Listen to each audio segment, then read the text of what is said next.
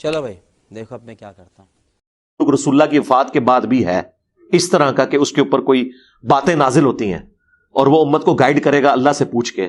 میں معذرت کے ساتھ پھر یہ بڑی لجاجت سے پوچھوں گا کہ پھر غلام احمد قادیانی کا کیا قصور ہے؟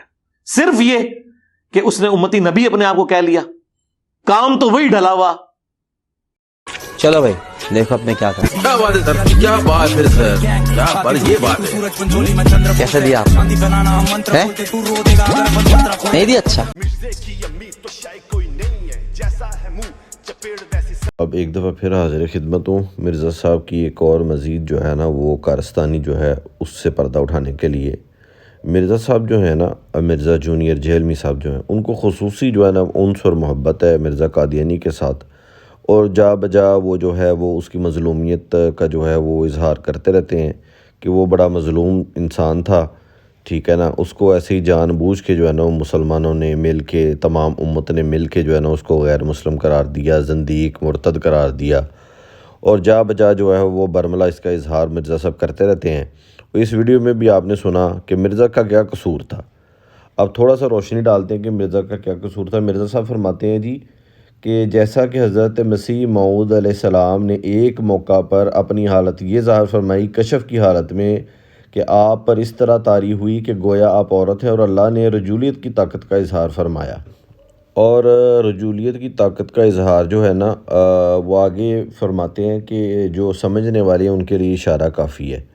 تو میں بھی سمجھنے والوں کے لیے یہیں پہ بات کا اختتام کروں گا کہ مرزا صاحب جو ہے نا وہ اللہ تعالیٰ کی ذات کی طرف ایک ایسا عمل منسوب فرما رہے ہیں مرزا صاحب اپنی کتاب کے اندر، کہ جو کہ ایک انسان اپنی بیوی کے ساتھ جو ہے نا ایک عمل کرتا ہے، اور وہ عمل جو ہے وہ اللہ تعالیٰ کی ذات کی طرف منسوب جو ہے نا مرزا صاحب کر رہے ہیں. اور آگے مرزا صاحب کا پھر مرزا صاحب فرماتے ہیں کہ مجھے حاملہ ٹھہرایا گیا، اور آخر کئی مہینے کے بعد جو 10 مہینے سے زیادہ تھے، بذریعہ اس الہام کے جو سب سے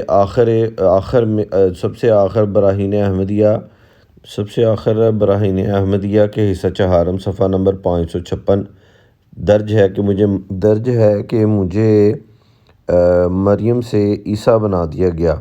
ٹھیک ہے، تو یہاں پہ بھی مرزا صاحب جو ہے وہ نبی ہونے کا جو ہے وہ ایک دعویٰ کر رہے ہیں، جو کہ جو ہے نا مرزا صاحب کہہ رہے ہیں کہ ان کا کیا قصور تھا. اگلے حوالے پہ آ جاتے ہیں. جی احباب، اگلا حوالہ ملاحظہ فرمائیں کہ یہ ایک رسالہ ان کا چھپتا تھا، ریویو آف ریلیجنز. اس کے اندر لکھا گیا ہے کہ ہم کہتے ہیں کہ قرآن جو تھا وہ کہاں موجود تھا. جی اس حوالے میں جناب نبی کے آنے کی کیا کہ جی ہم کہتے ہیں کہ قرآن کہاں موجود ہے. اگر قرآن موجود ہوتا تو کسی کے آنے کی کیا ضرورت تھی؟ مشکل تو یہی ہے کہ قرآن دنیا سے اٹھ گیا ہے، اسی لیے تو ضرورت پیش آئی کہ محمد رسول اللہ صلی اللہ علیہ وسلم کے بروزی طور پر دوبارہ دنیا میں مبعوث کر کے آپ قرآن شریف دوبارہ اتارا جاوے. ٹھیک ہے، تو یہ دعویٰ یہ کر رہے ہیں کہ وہ جو مرزا تھا نا اس کے اوپر قرآن دوبارہ نازل ہوا، دوبارہ محمد جو ہے وہ محمد جو ہے وہ دوبارہ جناب مرزا قادیانی کی شکل میں جو ہے نا وہ مبعوث ہوئے ہیں. جی یہ ان کا دعویٰ ہے جناب قادیانیوں کا. اب یہ اگلا حوالہ ملاحظہ فرما لیں. مرزا صاحب فرماتے ہیں کہ جناب آدم بھی میں ہوں، نوح بھی میں ہوں، ابراہیم بھی میں ہوں، اسحاق بھی میں ہوں، اسماعیل بھی میں ہوں، یعقوب بھی میں ہوں، یوسف بھی میں ہوں، موسیٰ بھی میں ہوں. ٹھیک ہے نا، داؤد بھی میں، عیسیٰ بھی میں، حضرت صلی اللہ علیہ وسلم کا میں ہی جو ہے نا وہ آتم وسلم کا مظہر آتم ہوں. ذیلی طور پہ بروزی طور پہ جو ہے میں ہی محمد ہوں، میں ہی احمد ہوں، یعنی کہ نبی ہونے کا دعویٰ.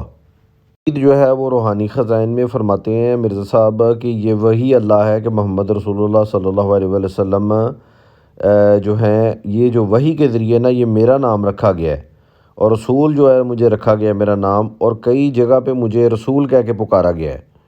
اور پھر مرزا صاحب آگے بڑھتے ہوئے کہتے ہیں جی کہ میں نے کشف میں دیکھا کہ میں خود ہی خدا ہوں میں، یعنی پہلے نبی عیسیٰ مریم تمام انبیاء کا دعویٰ کیا، اور اس کے بعد آخر میں دعویٰ کیا کہ میں خدا ہوں میں.